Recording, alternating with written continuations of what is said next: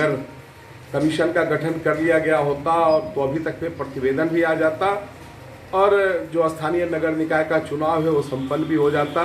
इस सरकार ने जानबूझकर अति पिछड़ों को उसका हक देने से वंचित किया है। जिस प्रकार से उन्होंने भाजपा और न्यायालय को जोड़ने का प्रयास किया है, मैं इसकी निंदा करता हूं।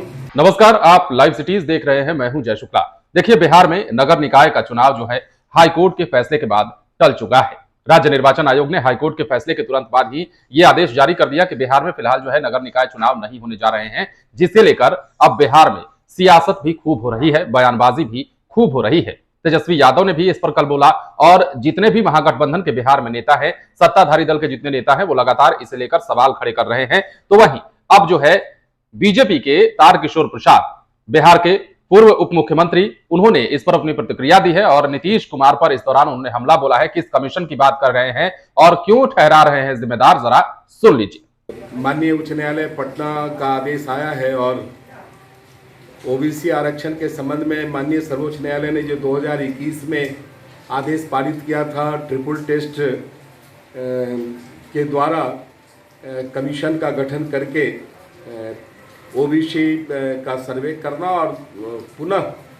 तब आरक्षण देने की जो बात कही थी, और इस संबंध में हम सबों ने माननीय मुख्यमंत्री बिहार से लगातार बात भी की, लेकिन इस कमीशन के गठन के लिए उन्होंने साफ इनकार किया। उन्होंने लगातार पंचायती राज चुनाव में पूर्व में दिए गए ईबीसी आरक्षण के संबंध में चर्चा की और कमीशन के गठन में से अपनी असहमति जताई, और उसी का दुष्परिणाम हुआ कि आज जो अति पिछड़ा समाज के लोग हैं वे आरक्षण से वंचित हो रहे हैं। अगर कमीशन का गठन कर लिया गया होता और तो अभी तक में प्रतिवेदन भी आ जाता और जो स्थानीय नगर निकाय का चुनाव है वो संपन्न भी हो जाता।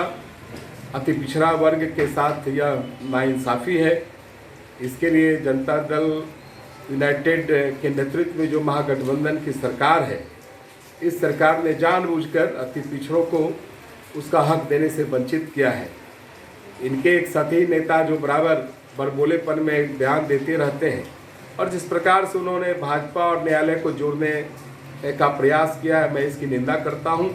ऐसे सतही नेताओं की जुबान पर लगाम लगनी चाहिए।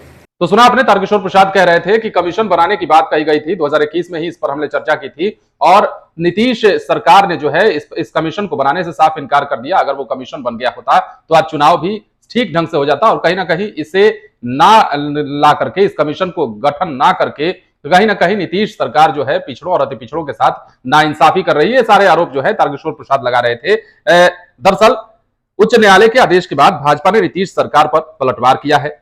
पूर्व डिप्टी सीएम तारकिशोर प्रसाद ने कहा है कि साल 2021 में ही इसको लेकर विस्तृत चर्चा हुई थी, मगर मुख्यमंत्री नीतीश कुमार अति पिछड़ा आरक्षण को लेकर संवेदनशील नहीं है और यही कारण है कि आज स्थिति ऐसी दिख रही है। इसके साथ ही अब जदयू के कुछ नेता बीजेपी और न्यायालय को जोड़ने की कोशिश कर रहे हैं। ये उनकी ओछी मानसिकता का परिचय है। तारकिशोर प्रसाद साफ कह रहे हैं कि इसे बीजेपी की साजिश, हालांकि कई नेता, आपने देखा कल नगर निकाय का चुनाव जैसे ही टला, कई नेता ये बयान देने लगे कि ये बीजेपी की साजिश नजर आती है और इसी साजिश को लेकर तारकिशोर प्रसाद अपनी प्रतिक्रिया दे रहे थे और कह रहे थे कि यहां पर बीजेपी और न्यायालय को एक साथ जोड़ना कहीं से उचित नहीं है। ऐसे लोग जो बोल रहे हैं उन पर लगाम लगना चाहिए, उनकी इन शब्दों पर लगाम लगना चाहिए। बने रहे लाइव सिटीज के साथ। यदि अब तक आपने हमारे चैनल को सब्सक्राइब नहीं किया है तो सब्सक्राइब कर लीजिए ताकि हम आपको खबरों से अपडेट रख सके। धन्यवाद।